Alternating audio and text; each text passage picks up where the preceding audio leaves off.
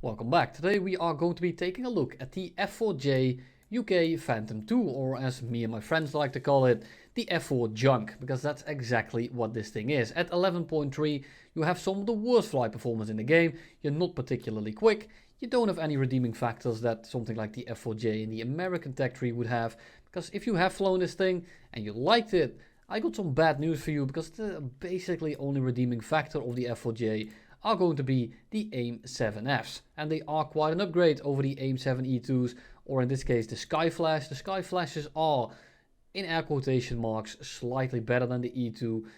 In game, however, in practice, they are basically identical, and the differences really amount to basically nothing. The AIM-7F is just a much more superior missile in about 99% of the cases, and in the one case where the AIM-7E2 or the Skyflash might be superior to the AIM-7F, the AIM-7F is still very likely to hit it, so it really doesn't matter at all. So, if we can't compare the F-4JUnK to the F-4J in the American tech tree, which is, albeit not the best because of the flight performance, at least it has a good missile set. Most notably, the AIM-7Fs. Let's compare it to the FGR-2 in the same nation. It's the same tier, it's the same BR, and it's essentially the same plane, except, well, it gets better engines. The SPE engines on the FGR are an absolute lifesaver. They have an absolute boatload of thrust, and they will save you more often than not. Why? Because you are a hard-wing Phantom, and you are very dependent on speed, and your top speed won't be the highest if you want to bring the gun pod, because it does have a lot of drag and a lot of weight. Compared together with all the missiles that you strap onto it, it is going to be not too quick. Be aware of that. The engines are an absolute lifesaver. The FGR also gets 50% more countermeasures, which also come in very helpful, considering you are an absolute brick of a plane. The AIM-9Gs are very nice, but just like the F-4JUnK, you only get the AIM-7E2s basically, or in this case, the Skyflashes. And then lastly, because you might think, well, it's a premium vehicle, right? We are going to be grinding some SL, and I will be getting a lot of it, because it's a very high tier. Well, there is no Easter Bunny, there is no Tooth Fairy, and there is no SL grinding to be had right here. Let's look at the multiplier real quick. Ignore the percentage here. It doesn't take into account my premium bonus because it's only a test drive. But let's take a look at the multiplier, 2.1. And then we scroll all the way up here and we click on the Mustang Mark 1A. Rank 3, 3.3, and it's pretty damn cheap. Would you look at that? It's actually higher, which I think is absolutely hilarious. But with that out of the way, thank you to all my YouTube members and my Patreons and everyone looking to get this decal to put all over the vehicle. You can do so by purchasing anything to the discount code down below. Just please don't pick up this thing, because I will find out where you live and put Lego all over your driveway. And what the shit is that? Did he really list a Phantom with 3 whatever. Let's get right into the gameplay. And really there is not that much to show you here. I'm mainly going to be showing you off Skyflash kills, because that's the main source of kills you are going to be having.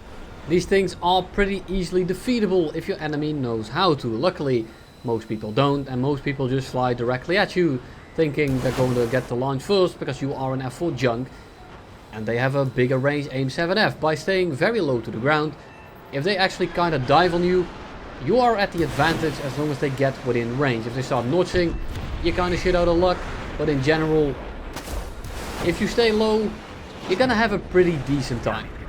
Because missiles are simply gonna be flying all around you. You don't have to worry about radar missiles in the head-on that much if you are super low to the ground. The navigation computer probably is going to mess it up.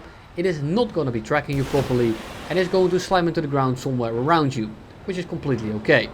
Whereas the missile you shoot at them, because they are not that low, is actually more likely to hit. So they might have the better missile with more range.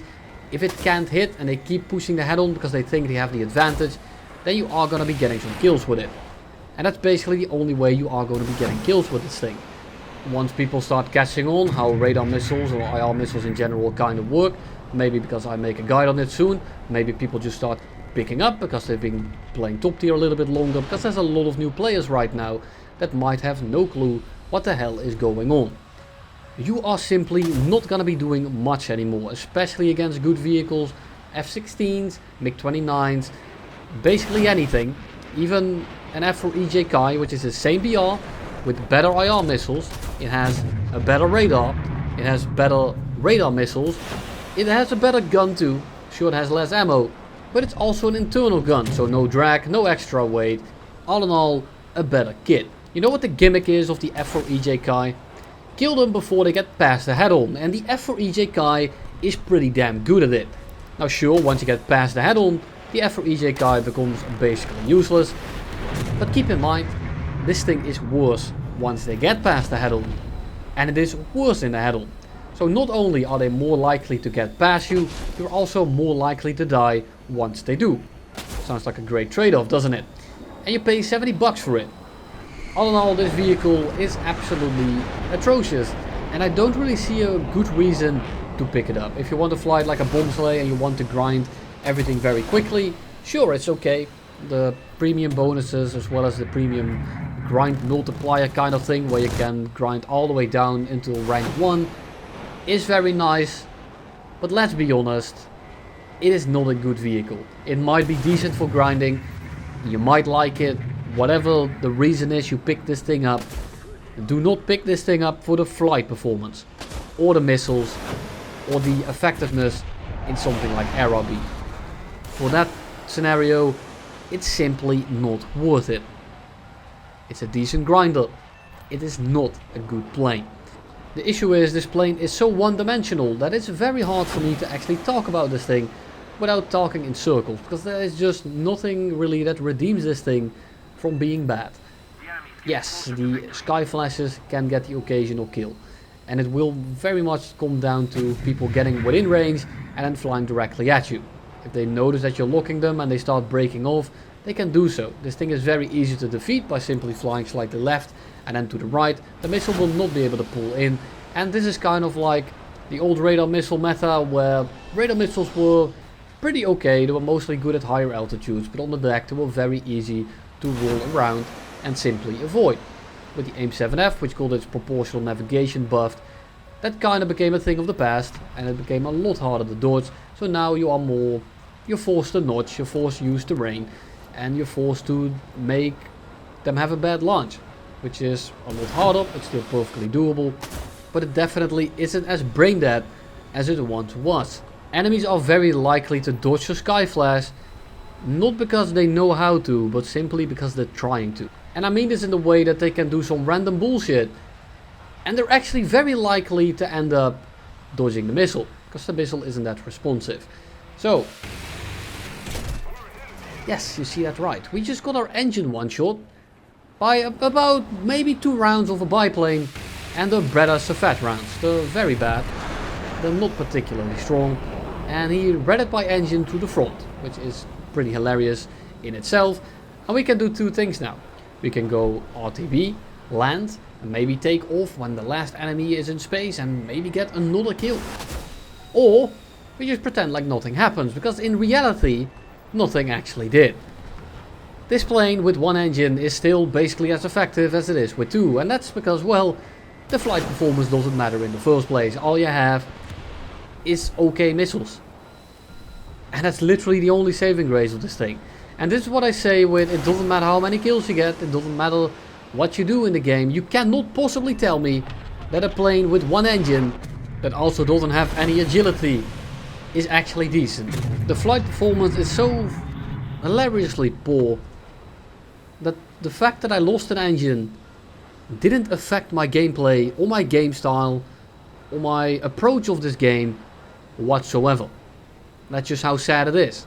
Because if you look at it, if you ignore the tier 1 biplane kill that I got, once I got my engine killed, I still got 4 kills. And I know that people make the argument, I got 4 kills, so the plane is good. Tell me, what is good about it? And don't start coming in here with your, it's not the plane, it's the pilot. What in these clips did I do that was skillful whatsoever? And what did I do that another plane with Sparrows couldn't have done? Tell me, I'm honestly quite curious, but I also already know that the haters are not gonna wait this long. That they're gonna be clicking over at 1 minute in and then call me wrong. Do that if you want. To everyone that's still here, thank you for watching, and I'll see you in the next one.